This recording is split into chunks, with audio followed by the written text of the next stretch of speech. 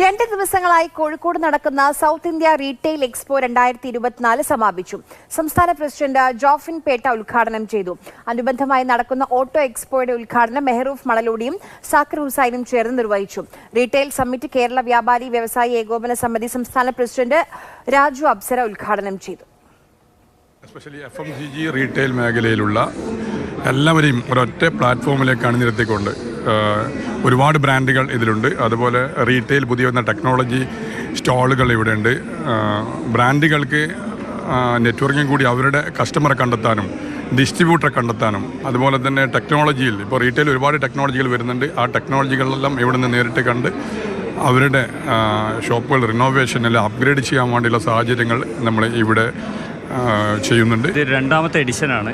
കഴിഞ്ഞ തവണ നമ്മൾ ചെയ്ത സമയത്തും ഒരുപാട് ബ്രാൻഡുകൾക്കും ഒരുപാട് ഷോപ്പുകൾക്കും റീറ്റെയിൽ സ്റ്റോറുകൾക്കും ഇതുകൊണ്ട് കൂടുതൽ ബെനിഫിറ്റുകൾ ഉള്ളതുകൊണ്ടാണ് ഇത്തവണ അതിനേക്കാളും ഗംഭീരമായിട്ട് നമുക്ക് സംഘടിപ്പിക്കാനും ആളുകൾ ഇങ്ങനെ വന്ന് സഹകരിക്കാനും ഉള്ള ഒരു വേദി ഉണ്ടായത്.